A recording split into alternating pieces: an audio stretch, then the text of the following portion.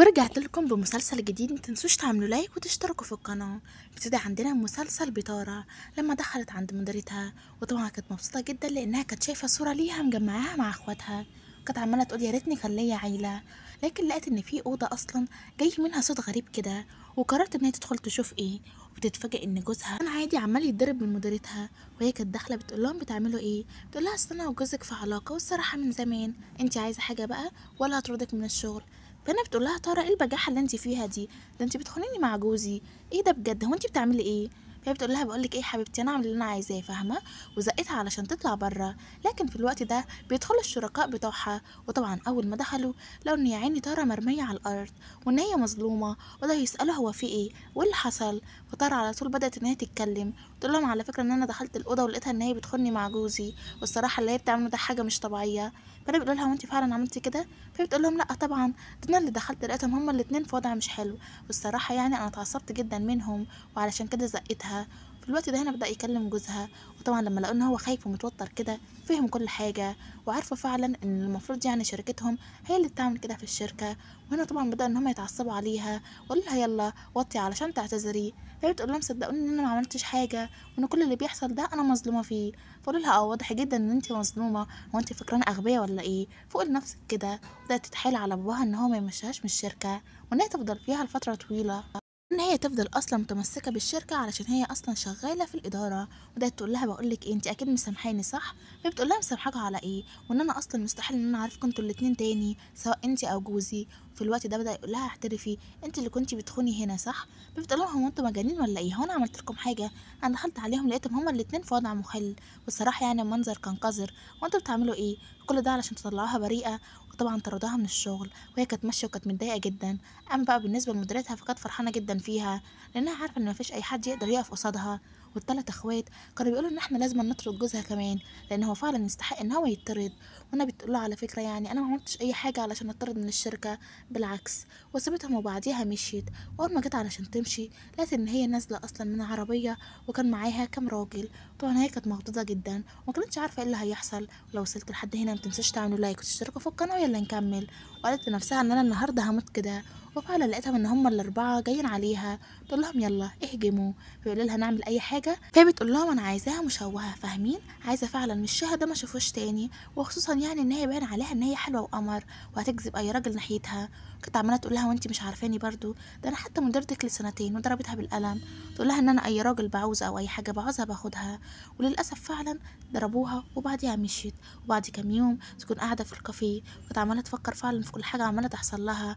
لكن برضو تعدي المديره تبدا ان هي تهزها وتقول لها ايه اللي جابك الاماكن دي، وان الاماكن دي غاليه عليكي جدا، وان انت المفروض تكوني فعلا قاعده في اماكن رخيصه شبهك. في الوقت ده نعرف ان هما برضو كانوا معاها، ونعرف ان شركائها دول تبقى اولاد عمها. كانوا عمالين يكلموها ويقولوا لها وانت ازاي تاني حد كده لمجرد بس ان هو معهوش فلوس، وان انت فعلا واحده ما عندكيش ذوق. فانا طبعا صعبت جدا عليهم، وقالوا لها على فكره احنا طردنا جوزك وخدنا لك حقك، وعلى فكره حتى دي برضو احنا خدنا حقك منها، وكمان خصمنا لها كتير، كمان نقصنا لها في الفلوس اللي بتاخدها. فهي بتقول لهم بجد. طبعا راحت هناك علشان تشكرهم، لكن هي ما كانتش طايقه خالص مديرتها، وكانت حاسه فعلا ان هي انسانه قليله الذوق وان هي ازاي تعمل كده فيها. وبعديها على طول كانت بتعدي من جنبيها وعملت نفسها ان هي بتقع، ونعرف اللي وقعتها فعلا يبقى بطلتنا. وكانت عماله تقول لهم شوف هي عملت فيا ايه. فطبعا بطلتنا بتقول لهم ان انا ما عملتش اي حاجه وانتوا شايفين كان في فرق ما بيني وما بينها. وطبعا الكل صدق تارا لان فعلا باين عليها ان هي انسانه كدابه. كانت عماله تقول لها ان انت هتفضلي تخضعي لكل كده، كل ده علشان تطلعي بس بمنظر البريئه الملك وتطلعني انا اللي وحشه. على فكره فعلا كل حاجه هتترد لك وقتها. في الوقت ده باباها بيتكلم، يبدا يقول لها وانت ازاي اصلا تكلمي مديرتك بالشكل ده. فبتقول لهم اه شكلكم نسيتوا، انا دلوقتي مطروده من الشغل، وعلى فكره يعني حتى لو كنت في الشغل مستحيل اخلي الناس زيكم تفضل تشتري وتتحكم فيا كده، وان انا اهم حاجه عندي الكرامه، وان الفلوس دي اخر حاجه افكر فيها حتى لو فعلا انا محتاجه الفلوس. لكن انتوا محتاجين الاول تربوا عيالكم. وفي الوقت ده بنعرف ان هم كانوا اصلا بيفكروا في حاجه، ويفكروا في اختهم اللي ضايعه بقالهم سنين، وان هم فعلا محتاجين ان هم يلاقوها باسرع وقت، وان البنت اصلا دي اللي هي المديره تبقى بنت عمهم، وان هم بيعتبروها بالظبط زي اختهم. لكن بداوا يحسوا اخر فتره ان هي مش مظبوطه، وان هي بتعمل تصرفات غريبه، بتعامل الكل بكل تكبر وتهين اي حد، وكل ده بس علشان توصل اللي هي عايزاه. وكانوا بيقولوا لها ان احنا فعلا احتمال نلاقي اختنا في وقت قريب جدا. طبعا نعرف ان هي كانت متضايقه جدا ودمها محروق، وحست فعلا ان هي ممكن تخسر كل حاجه، وقالت لنفسها ان انا هعطل اي حاجه توصلهم لاختهم. في الوقت ده باباها كان قاعد برضه يتكلم معاها، وكان عمال يقول لها يا بنتي ما ينفعش اللي انت بتعمليه ده، وان انت المفروض تحترمي الناس شويه عن كده. نعرف ان بطلتنا لقت اخيرا شركه تعينها، وطبعا هي بدات تلبس حلو وشكلها بدا يكون جميل. نعرف كمان ان هي طلبت الطلاق من جوزها. اول ما راحت هناك نعرف ان المدير بدا ان هو يعجب جدا بيها. نعرف ان الولد ده يبقى في الاصل ابن عمها، لكن هي ما تعرفش وهو كمان ما يعرفش. وطبعا كانوا مستغربين جدا كل اللي في اجتماع ان هي عادي بتتكلم، وان هي خالص مش خايفه منه. وطبعا كانوا مستغربين ازاي واحده جديده تقف قدام المدير وما تكونش خايفه خالص كده، بالعكس تبدا ان هي تقول كل حاجه بكل احترافيه. وكل طبعا كان مبهور منها، وخصوصا يعني المدير، وكان شايفها انسانه ذكيه وجميله جدا. لكن كان مستغرب اشمعنى اتطردت من شغلها طالما هي انسانه ذكيه وجميله كده. وبعد الاجتماع بدا ان هو يكلمها، تقول له صدقني ان احنا مش بنطرد من الشغل علشان اسباب عمليه، لكن احنا بنطرد علشان اسباب اصلا شخصيه. فقال لها مش فاهمك. هي بتقول له الشخصيه اللي انا كنت معاها او نقول يعني مديرتي للاسف هي شخصيه مريضه، وقررت ان هي تخطف جوزي مني، او نقول يعني هما الاتنين خانوني. وبعديها على طول قررت ان انا اسيب لها الشغل، وده ان هو يقرب منها. فبتقول له اه ده انت شغلك بقى فهمتني غلط خالص، على فكره يعني انا غير اي واحده بتيجي تشتغل فاهمني، انا واحده ولا بقرب من مديري ولا واحده بخون. فبيقول لها اه واضح وباين عليكي جدا، وانتي بتعرفنيش، انا الصراحه حبيت شكلك جدا، وكمان حاسس ان انا معجب بيكي. هي بتقول له غريبه من اول مره كده. طبعا بدات ان هي تضحك لانها حست لاول مره توقع راجل فعلا في حبها، او نقول يعني على الاقل معجب بيها. وكان طبعا لما لقاها ان هي بتضحك وبتبتسم كده شايفه ان ضحكتها جميله، وان هي فعلا تستاهل كل حاجه، وان اللي طردتها اكيد واحده غبيه او واحده غيرانه منها. وكان عمال يقولها ان انت محتاجه فعلا تشوفي مصلحتك وتفكري اكتر في نفسك، وتشوفي فعلا ايه اللي يليق بيكي وايه اللي ما يليقش، وان شغلك معاها كان قلل منك كتير. وفي الوقت ده نعرف ان في حد برضه من اخواتها كان رايح يسأل عليها، ويشوف فعلا البيت اللي كانت عايشة فيه قبل كده، لان فعلا بدأوا يوصلوا خلاص لأول خيط هيوصلهم لاختهم. وانا بدأ يكلمهم ويقول لهم على فكرة هي فعلا كانت موجودة هنا، لكن مشيت بقالها فترة كبيرة. وعرفت كمان من فترة ان هي اتطلقت من جوزها لانه خانها. نعرف ان هما الاتنين كانوا كل يوم يقربوا لبعض جدا، وهو كان معجب جدا بيها، لكن برضه كان مستغرب ازاي راجل عاقل يخون واحدة حلوة قوي زي كده، وكمان شخصيتها جميلة ولطيفة. لما بدأ يسألها على عيلتها حاسس ان هي محروجة، تقول له على فكرة ان انا يتيمة وماليش عيلة يعتبر. هو بيقول لها ازاي يعني، فهي بتقول له مش عارفة فجأة اتولدت. لما لقيت نفسي كبيرة بدأ يقولوا لي ان هم خطفوني او يعني لقوني، والصراحة يعني مش عارفة. ونعرف ان في الناحية التانية راحوا بسرعة علشان يكلموا مرات ابوهم ويقول لهم هي فعلا فين اختنا، هي اتخطفت ولا انتي بعتيها ولا انتي عملتي فيها ايه. فانا بتقول لهم لا يا حبايبي انا ما عملتش اي حاجة على فكرة، وان هي فعلا انا ما لقيتهاش، هي كانت بتلعب وفجأة اختفت وضاعت. وفي الوقت ده بيجي هنا عمو يتكلم، وكان بيقول هو انت ازاي تكلمها بالشكل المهين ده، وعلى فكرة يعني خد الورقة دي، وان انا دورت وراها وعرفت فعلا هي فين. اما بقى بالنسبه لبنت عمهم فضلت ان هي تعيط وتمثل شويه، وتقول لهم ان انتوا هتلاقوها وبعد كده هتنسوني وحتى مش هتفتكروني، وعلى الاقل يعني انتوا دلوقتي بتحبوني بعد كده مفيش اصلا حد هيحبني. فطبعا هنا كانوا مستغربين ان هي اوفر قوي، ان هي بتعمل ايه اصلا، وان مهما كانت اللي ضايعه دي اختهم، وان هم فعلا محتاجين ان هم يلاقوها ويدوروا عليها. اما بقى في الناحيه التانية نعرف ان مديرها عرفت ان هو عمل حادثه، وقررت على طول ان هي تنزل علشان تساعده، وعرفت ان الحادثه دي مش حادثه بجد، ان هم فعلا ضربوه. فانا طبعا كانت عماله تحاول معاه ان هو يروح البيت، وكانت عماله تقول له هو انت عملت لهم ايه بالظبط علشان يضربوك كده.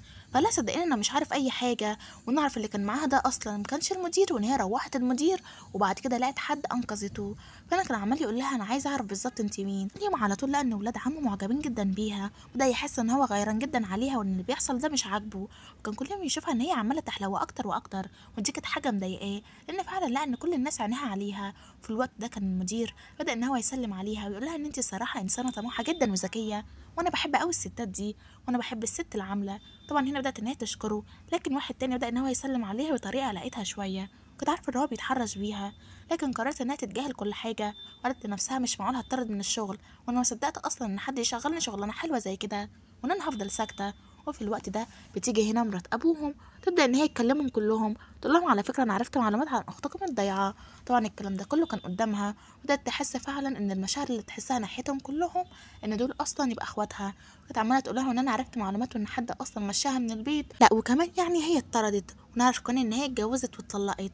طبعا الكلام ده كانت حاساه قوي عليه، لكن كانت عماله تقول لنفسها ان انا اكيد يعني مش هكون اختهم. ولما بداوا يقولوا لها ان انت انسانه جاهله اصلا، ان انت ازاي تقفي كده، فانا بدات تطلع لهم شهاده وان هي فعلا انسانه ذكيه جدا، وكمان بدات تطلع لهم كمان ورقه الطلاق. بيقولوا لها ايه الورقه دي، فهي بتقول لهم وانتوا مش بتقولوا ان انتوا لكم اخت وان البنت دي ضايعه منكم. وطبعا هنا بالنسبه لهم كانت الصدمه، بتقول لهم الصراحه مش عارفه انا اختكم ولا لا، لكن انا متجوزه واتطلقت، وكمان الراجل اللي انا كنت عايشه معاه هربني او نقول يعني مشاني. فالصراحه لو انا اختكم هكون مبسوطه، لكن لو انا مش اختكم فانا لسه برضه البنت اللي شغاله معاكم في الشركه.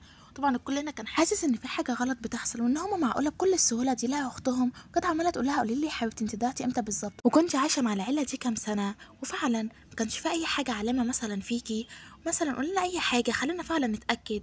فهنا طبعا بدا حد من الحراس يتكلموا، لا على فكره انا حاسس فعلا انها هي، لان باين عليها بالظبط ان هي نفس الملامح، والصراحه يعني ان هي لما ضاعت ما كانتش صغيره قوي، كانت ملامحها باينه. وطبعا هنا اتدخل وقال له هو انت متاكد؟ لكن هنا طبعا حبيبها بدا ان هو يتكلم، ولا هو انتوا متاكدين فعلا؟ الصراحه يعني دي حبيبتي وانا هكون مبسوط جدا لو هي واحده من العيله. فهي بتقول لهم خلاص هو الحل الوحيد ان احنا نعمل دي ان ايه، ونشوف فعلا اذا كانت قريبتنا ولا لا، وفعلا احنا مش خسرانين اي حاجه، ايه رايكم؟ طبعا الكل اتفق على كلامها، لكن هي كانت متوتره شويه، لان نعرف ان هي فعلا ما كانتش بتحبها قوي، برغم ان هي ما اذتهاش خالص ولا عملت فيها اي حاجه. وفي الوقت ده كل الحراس كانوا عاملين يتكلموا عليها، وان هي فعلا ممكن تكون من واحده شغاله في الشركه لصاحبه الشركه نفسها، او نقول يعني ان هي بقت خلاص من العيله. طبعا هو معروف على عيلتها ان هي عيله غنيه جدا، لكن طبعا هي كانت متضايقه جدا ان هو ممكن يكونوا شاكين فيها ان هي واحده طماعه، وخصوصا يعني ان هي كانت قلقانه اصلا من حبيبها، لا حبيبها يفتكر فعلا ان هي واحدة كانت بتقرب ليه كل ده بس علشان تعمل الحكاية دي. كنت عمالة تقول له هو انت مش مصدقني صح؟ قال لها الصراحة انا مش عارف. فهي بتقول لك انا مش عارفة. في الوقت ده راحت علشان تكلم الحراس وبتقول لهم هو انتوا بتعملوا ايه يا مجانين انتوا؟ هو انتوا ازاي تقولوا عليها فعلا ان هي ممكن تكون قريبتنا؟ وازاي تخليهم تشكوا فيها؟ في الوقت ده لما بتدخل اوضتها لقيت ان المديرة بتاعتها جت وكمان كانت بتضربها. فانا طبعا استغربت جدا، لكن للاسف هنا بدأت تحس ان في حاجة غلط بتحصل، وان هم اصلا ليه بيعملوا كده وليه خايفين عليها، وبدأت تقول لها هو انت مين بالظبط؟ فهي بتقول لها اهلا بيكي يا حبيبتي، انا بقى بنت عمهم وتقريبا كده زي اختهم. فهي كانت عماله تقول لهم على فكره انا اللي اتضربت. فانا بتقول لها لا انت ما اتضربتيش ولا حاجه، وانت كمان اللي ضربتيني. لكن هنا مرات باباها تتدخل، ونانا تبدا تتكلم وتقول لها بقول لك ايه، انت جايه هنا لحد ما نشوف فعلا اذا كنتي قريبتنا ولا لا، فريت تحترمي كل اللي في البيت، وما تنسيش برضو ان انت في الاخر شغاله عندنا. فهي بتقول لها لا بقى استني، على فكره يعني اسمها شغاله معاكم، وغير كده كمان انا مش هسمح لاي حد يهني. وما جت علشان تمشي حبيبها طلع وراها جري، وبدا ان هو يكلمها ويقول لها اهدي، وان هي معروف عنها ان هي انسانه مغروره شويه، لكن صدقني انسانه طيبه جدا، وانا طبعا هكون مبسوط جدا لو انت فعلا طلعتي من قرايبنا. فهي بتقول له بجد يعني انت مش هتحس خالص ان انا بستغلك؟ فقال لها استغلال ايه بس، ده احنا كنا بندور عليكي بقالنا سنين كتيره جدا، وكنا بنعمل اي حاجه علشان نلاقيكي، وصرفنا ملايين فعلا علشان بس ندور عليكي، فصدقي يعني فعلا لو احنا لقيناكي مش هنكون مبسوطين؟ بالعكس احنا هنكون مبسوطين جدا. فهي بتقول له بجد، وده يقول لها بقول لك ايه، طالما احنا قاعدين مبسوطين كده ما تحكي لنا حاجه تضايقنا. فهي بتقول له انت بتهزر ولا ايه؟ قال لها لا احكي لي فعلا عن جوزك، وازاي فعلا عايزه اعرف راجل عاقل كده ويكون عنده عقل يكون واحده قمر زي كده. فهي بتقول له الصراحه مش عارفه بقى، وان هو فعلا خاني كذا مره، لكن قلت لنفسي خلاص. وهو كان بيكلمها حس نفسه ان هو نعسان وينام، وهي خدت الشال بتاعها وبدات ان هي تغطيه علشان تقعد معاه شويه، وكانت الصراحه حاسه ان هي متضايقه جدا لان هو فعلا نام وهي بتتكلم، لكن قالت لنفسها ان هو يمكن ما يكونش حاسس، وان انا فعلا ما كنتش اوفر بقى وان انا ضايقه. وفعلا كانت مبسوطه جدا ان هما الاتنين قربوا من بعض في الفتره الصغيره دي، ولقت ان حد بيتصل بيها، قررت ان هي ترد على طول، واول ما ردت اتفاجئت ان الشخص اللي كان بيتصل ده هو الشخص اللي كان مربيها، واللي نقول يعني طردها بعدين، ونعرف ان هي للاسف كان بيقول لها ان هو مخطوف وان هي فعلا محتاج ان هي تيجي. فهي بتقول له طيب اجيلك اعمل ايه، انا اصلا معيش فلوس ومعيش اي حاجه، وحتى معيش اي حاجه اقدمها لك فعلا، وغير كده انت قلت ان انت مش عايزني وان انت مش حاببني. قال لها وانت هتسيبي الشخص اللي رباكي؟ وطبعا هي كانت عارفه ان هو بيأفور. وبعديها على لكن هي قررت تتجاهل كل حاجه وتبدا ان هي تخرج مع حبيبها وتعيش ايام حلوه، بحيث يعني ان هي كانت عايشه مع جوزها القديم، للاسف حياه مش احسن حاجه، وكأنه فعلا كان سجنها، وبدأ يعيشها حياة المراهقين لأنها كانت بتقول إن هي مفتقداها جدا، وإن جوزها للأسف كان مخلي حياتها كلها للأسف وحشة. وهنا بدأ إن هو يعترف لها وكتب لها على المراية إن هو بيحبها، وإن هو فعلا عايزها إن هي تكون في حياته، وإن يا ريت هما الاتنين يتجوزوا قريب. فهي بتقول لها تتجوزني من غير ما تعرف إن أنا قريبتك ولا لأ؟ قال لها سواء قريبتي أو لأ كده كده هتجوزك، وإن ده بالنسبة لي مش عائق، وجاب لها بلالين وكل بالونة مكتوب فيها إن هو بيحبها. طبعا هي كانت مبسوطة جدا بالهدية دي، كانت عمالة تقول إن أنت بتعيشنا حاجات أول مرة أعيشها أصلا، والصراحة كنت عمري ما بفكر ان انا هعيشها. قالها انت تستاهلي كل حاجه حلوه تحصل لك، لانك فعلا انسانه جميله جدا وبريئه، وان انت فعلا تستاهلي حبي. فجاه لقيت ان هو بيطلع حاجه من جيبه، ولا في الوقت ده ابن عمه بيتصل بيه، وكان قلقان فعلا لما تطلعش قريبته، لان حس فعلا ان هي قريبه ليه مش بس علشان هي حبيبته، حس ان هو فعلا قريبه ليه علشان هي تبقى بنت عمه. وده في الوقت ده يتكلم ولقاها كمان ان هي بتتكلم في التليفون، ولقى ان الشخص برضو كان مربيها لفتره اتصل بيها، لقى ان انت وحشتني جدا وتبقى تعالي ان انت تزوريني، يا ريت ان انت بتختفيش فجاه كده. ولما قفلت معاه بيقول لها مين الشخص اللي انت كنت بتكلميه، فهي بتقول له ده كان قريبي، والصراحه يعني مش قريبي قوي، هو شخص بيحبني وكان بيربيني لفتره طويله، وما روحت على البيت فضل معاها لحد ما روحت ولحد ما نامت كمان. لها ان انت احسن حاجه حصلت لي في حياتي وان انا بحبك جدا. فانا كانت بتقول له هو انت بتحبني فعلا؟ قال لها انا ما حبيتش قدك، وان انا شايف ان انت احسن حاجه حصلت لي في حياتي. فانا بتقول له ان انت هتتجوز واحده مطلقه، واخد بالك؟ قال لها بطلي التفكير ده، هو انت ازاي بتفكري كده؟ وقال لها انزلي لي تحت. واول ما نزلت لقيته ان هو جايب لها البلالين اللي كانت دايما بتقول لجوزها ان انا عايزاها، ويقول لها بطلي تفاهه انت كبرتي خلاص، لكن هو بيحسسها بكل حاجه فعلا حلوه. بتقول له ان انا مبسوطه جدا بعلاقتنا دي. قال لها ان انت فعلا ناويه ان انت تتجوزيني؟ بتقول له انت اللي ناوي ان انت تتجوزني، خد بالك ان انت لسه شخص صغير، وغير كده كمان ما اتجوزتش قبل كده، اما انا واحده مطلقه. قال لها بطلي غباء، وانا كده كده هتجوزك يعني، سواء مطلقه او ارمله او حتى اصلا سنجل. فانا بتقول له الدرجه دي بتحبني؟ قال لها اه. بعد كده خدها مكان تاني علشان يخرجها. اول ما راح هناك بدا يقول لها ان احنا عايزين نعلن خطوبتنا. فهي بتقول له بالسرعه دي؟ قال لها اه طبعا، واحنا اصلا ايه اللي هيخلينا ان احنا نستنى بقى؟ هو انت مش بتحبيني؟ بتقول له لا طبعا بحبك. وانا قامت علشان تقرب منه، وده يقول لها هو انت في ايه؟ هو انت فعلا ناويه ان انت تمشي وما تقوليش ان انت بتحبيني؟ تعرف ان هما الاتنين قاموا علشان يبصوا بعض اصلا. وفي الوقت ده تبدا تلاقي ان هو جايب لها هديه كده، يقول لها الصراحه دي اقل حاجه اعبر لك بيها عن حبي، واعبر لك كمان ان انا فعلا عايزك في حياتي باقرب وقت. فبتقول له الدرجه دي فعلا بتحبني؟ قال لها خلاص بقى، كل شويه نسال بعض السؤال ده ولا ايه؟ انت عارفه كويس جدا ان انا بحبك، والصراحه يعني انت اهم حاجه في حياتي الفتره دي. فبتقول له الفتره دي بس؟ فتح الكلام وقال لها بقول لك ايه، لف يلا علشان البسك السلسله علشان اشوفها عليكي شكلها حلو ولا لا. فبتقول يعني ممكن يكون شكلها وحش؟ قال لها لا، وان انت فعلا بتحلي اي حاجه، وان انت شكلك جميل جدا. فبتقول له الصراحه اتمنى فعلا ان انت تكون بتحبني، لان قلبي هيتكسر لو انت بعدت عني. قال لها انت بالنسبه لي اغلى حاجه في حياتي، مستحيل ان انا اعمل حركه قذره زي كده. فبتقول له خلاص خلينا نعلن خطوبتنا في اقرب وقت. قال لها وانا موافق، لكن انا هروح اكلم ابن عمي علشان في مشكله صغيره كده، وبعديها على طول هبدا اقول لهم فعلا. واول ما جه علشان يروح اتفقوا ان هما الاتنين ان هما بيقولوا لبعض ان هما اخيرا لا اختهم، وان هي فعلا طلعت اختهم. وان هو لما راح يدور وراها بالتفصيل لقى فعلا ان هما اصلا جوزوها الراجل غصبا عنها، وفعلا طلقها وكان بيخونها. ونعرف فعلا ان البنت اللي هتتجوز ابن عمنا هي فعلا دي اللي تبقى اختنا. طبعا هنا الصدمه كانت بالنسبه لهم كلهم كبيره جدا، انه كان شاكين فيها ان هي واحده بتستعبط وجايه بس علشان خاطر الفلوس. وانا لما راح علشان يكلموا مرات عمهم فيقول لها وانت كنتش عارفه؟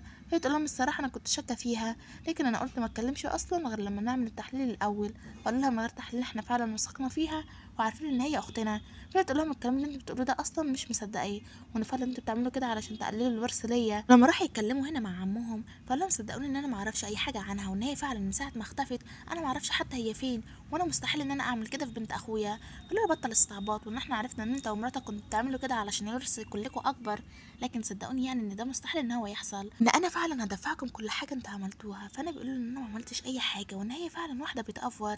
فقال له انت ازاي تتكلم على مراتك بالشكل ده، وخصوصا يعني ان احنا عارفين ان انتوا الاتنين مع بعض في اي حاجه وكل حاجه. فقال لهم ما عدا دي، وان انا فعلا ما اعرفش ان هي ممكن تكون عملت اي حاجه علشان تبعدها عنكم. فقالوا له ايه ده، هو انت كمان كنت عارف ان هي بعدتها عننا؟ قالوا لها اه.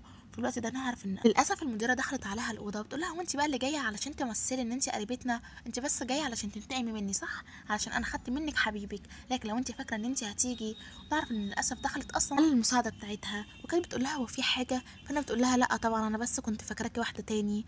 ونعرف ان هي سمع كل حاجه، وتقول لها هو انت فعلا اللي قررتي ان انت تخبي كل حاجه عنهم وتبوظي اي دليل هيلاقوه؟ فانا بتقول لها بقول لك الكلام ده انت لو قلتي لاي حد انا فعلا هموتك، فاهمه؟ في الوقت ده خرجت بره علشان تبدا ان هي تتمشى شويه، وقالت ان انا مستحيل اخلي البنت دي ان هي تيجي تاني مكاننا، او يعني ان هي تاخد مكان في البيت، لانها فعلا هي المفروض تكون اصلا خدامه لينا مش اكتر ولا اقل. ونعرف ان هي كانت غيرانه جدا منها. اما بقى بالنسبه لبطلتنا فكانوا هما الاتنين عمالين يتفقوا على الخطوبه، وهو اصلا كان سرحان فيها وكان مستغرب ازاي فعلا حب واحده بالجمال والحلاوه دي كلها. ونعرف فعلا ان بطلتنا زي القمر، كنت عماله تقول تفتكر العيله هترفض؟ قالها الصراحه ما يهمنيش راي اي حد، وانا فعلا بحبك وعايزك، وسواء اي راي حد هيكون بالايجاب او بالسلب كده كده انا بحبك ومعاكي وعايزك. فانا بتقول له بجد؟ فبيقول لها ايوه، هو انت مش واثقه في حبي ولا ايه؟ بتقول له لا طبعا واثقه في حبك، واثقه فيك قبل كل ده. في الوقت ده بيروح علشان يقول لهم ان احنا محتاجين نجمع بعضنا كلنا ونطلع على طول عليها، ونقول لها فعلا ان احنا عيلتك وان احنا اخيرا لقيناكي، ونعرف كمان ان هم جابوا حقها من جوزها القديم وان هم خلوه يطرد من اي شركه هو كان فيها، وللاسف كمان سجنوه ظلم، لكن كل ده علشان ياخدوا حق اختهم وحق السنين الوحشه اللي كانت عايشه معاه. ولما قالوا لمرات ابوهم تعالوا بسرعه علشان نروح نقول لها، فهي بتقول لهم لا انا ماليش دعوه. فقال لها طيب خدي اتصلي بيها لان هي اكيد يعني هتصدقك علشان انتي ست زيها. فانا طبعا لقوا ان في صوره كانت مجمعاها مع ابن عمهم، بيقولوا ايه ده هي بالسرعه دي لحقت ان هي ترتبط بيه. وطبعا هنا بدا يقول لها ان هي مرتبطه بيه بقالها فتره وان فعلا هو بيحبها وسمعنا ان هو عايز يخطبها. بتقول لهم هو انتوا متاكدين ليه طيب ما يخطبش البنت التانية، طبعا قصدها ان هي برضه تبقى بنت عمهم. بتقول لهم على فكره يعني هي احسن، فقال لها ان احنا مش اللي هنحدد وغير كده كمان هو بيحبها فخلاص. والصراحه يعني اي حد هيحاول ان هو يضايقها بعد كده احنا هنجيب حقه، ان هي فعلا تعبت كتير وكفايه عليها قوي قوي لحد كده. فانا طبعا الكل بدأ ان هو يقول على كلامه صح، ده يقول ان احنا محتاجين ان احنا نشوفها في اسرع وقت على اساس نعرفها كل حاجه واحنا نكون معاها. وعلى فكره برضه احنا موافقين ان هي ترتبط بابن عمنا، وان هو الصراحه ولد كويس جدا. عرف ان هم راحوا يكلموها وهي خلاص اتفقت معاهم على الخطوبه. اما عن العقربه فراحت قالت لها ان انا هبوظ حياتك وان انا مستحيل اسيبك متهنيه وان انا فعلا هعمل اي حاجه علشان ادمرها. وينتهي بقى معانا المسلسل لحد كده. ما تنسوش تعملوا لايك وتشتركوا في القناه عشان يوصل لكم كل مسلسل او فيديو جديد. سلام واشوفكم بكره في فيديو جديد.